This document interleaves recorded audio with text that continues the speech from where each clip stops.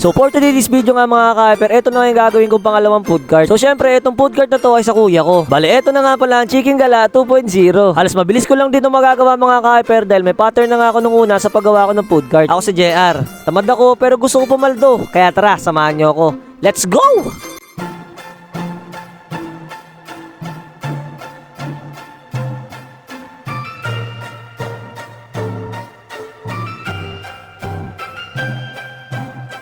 Siyempre bago ang lahat, maraming salamat nga po pala sa lahat ng mga tumatangkilik sa aming Chicken Gala. At maraming salamat nga po pala sa mga naging suki namin. Sa mga hindi pa nga po nakakakain sa amin, matatagpuan nyo nga lang po kami malapit sa may Holiday Island. Halos kalapit nga lang po kami ng mga bilihan ng lechon pares dito malapit sa Holiday Island. Bukas nga po pala kami ng 7 PM hanggang 1 AM. So bali mga ka-hyper, inumpisahan ko na nga itong buuin yung pangalawang food cart namin. Bali minamandali ko na nga itong food cart ni kuya. Sa gayon, makapagtinda na siya at bukod doon ay may katulong na ako sa mga ibang bayarin. So ganun lang uli mga ka-hyper, dating gawin, maghanap kami ng mga bakal sa junk shop upang sa gayon ay makatipid kami ng mga materyales. Bali alam naman natin mga ka-hyper na kapag bumili tayo ng mga bagong materyales ay mapapamahal lang tayo. Kaya ang naisip ko ay maghanap na lang ng mga ibang materyales sa junk shop. Katulad na nga lang nitong mga kapal na angle bar. Halos kung titingnan mga ka-hyper, halos bagong bago pa nga tong bakal na to. Pero itong mga to ay nanggaling lang sa junk shop. Bali binili ko nga lang tong bakal na to 35 per kilo.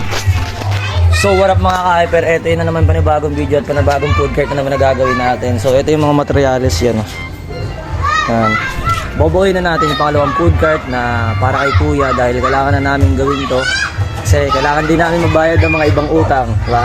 So kailangan namin gawin to para mapabilis mabayaran lahat ng mga budget na utang na babayaran namin. Yeah, let's go, gawin na natin ang pangalawang food cart mga ka-hyper.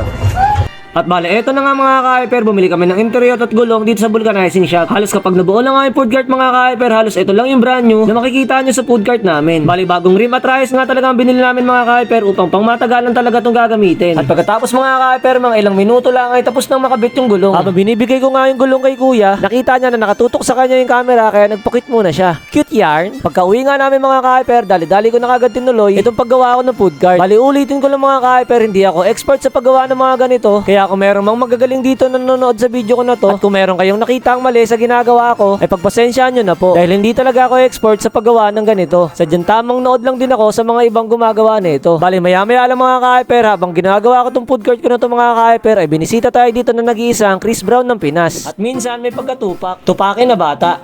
Yo, what up mga ka-hyper? So bali, ito na yung ganap natin mga ka-hyper yan. Tutoy! Ah, gwapo!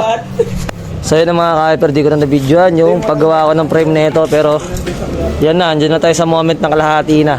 So kakabitan na lang natin ng sidecar tsaka side wheel. Doon na lang natin itong frame kasi madali na lang naman yan. Ito yung pinakamahirap na gawin yung frame, kaya kailangan pang sukat-sukatin. So halos sa kalahati na tayo mga ka-hyper, patapos na natin yung pangalawang food cart. Ito yung food cart ni kuya. Then, let's go!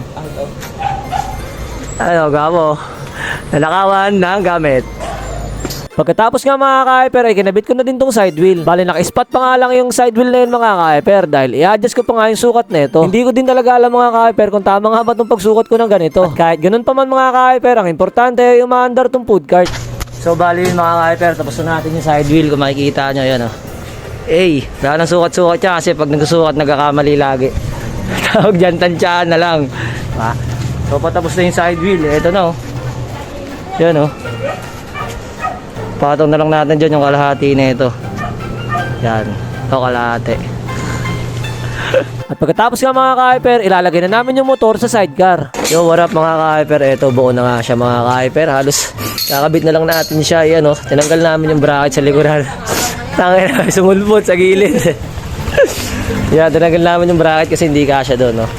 So yun mga ka-hyper, halos patapos na itong isang food cart na ito mga ka-hyper. Yan, nilagyan na natin siya ng mga bakal-bakal dito para mas lalong tumibay. So matibay na kaya. It's already done mga ka-hyper. Yan tapos na rin ng side wheel. Nakabit na. Yan. So halos patapos na mga ka-hyper, kaya let's go. Kakabitan natin tong sidecar. Kakabitan natin tong motor mga ka-hyper para dito. Buti na lang nakabili ulit tayo sa mga junk shop ng mga parteng bakal-bakal. Tsaka ito, ginawa na lang natin ng paraan. Yan, tamang baklas lang muna si kuya dyan dahil kakabitan namin tong motor na to. Kaya let's go.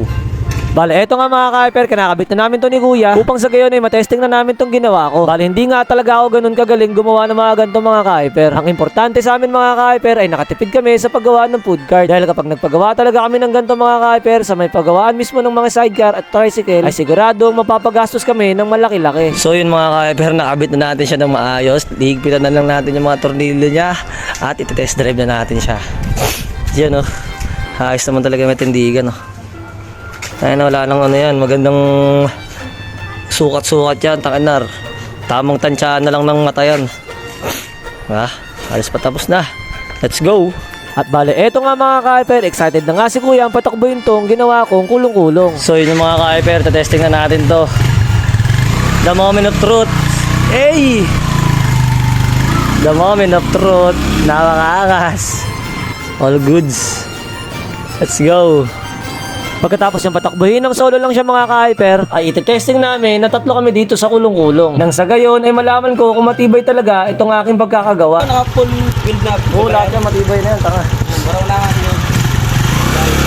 Let's go! Sabi mo, dahan-dahan mo lang. Bobo ka. Hey! Ang alas! Bawa ka.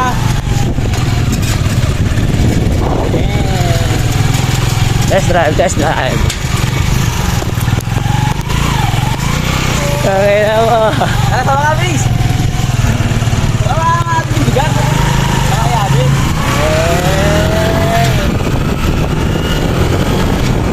Napakaangas!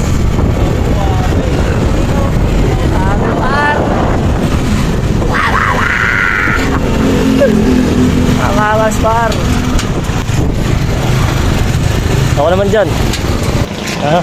Okay na par. Angas. Tingko mo sa camera. Yo! Dadaan. Uy, may konti ah. Dadaan ka lang.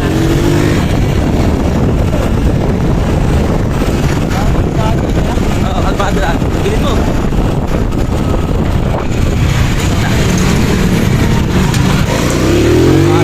Oh, guys! Dadaan ka lang. Putang ina mo ako ka. Dadaan lang eh. Ito. Uy! Tangin mo kami, bigla magkalas-kalas to. Tangin na ito. Hindi mo natin na-testing yung shadow eh. Bale, ayun nga mga ka-hyper, na testing na namin ni Kuya itong ginawa kong kulong-kulong. As of now, masasabi kong goods naman ang aking gawa. So, bale, hanggang dito na lang tong video mga ka-hyper. Muli, salamat sa inyong walang sawang pagsuporta sa akin mga ka-hyper at salamat sa inyong panonood.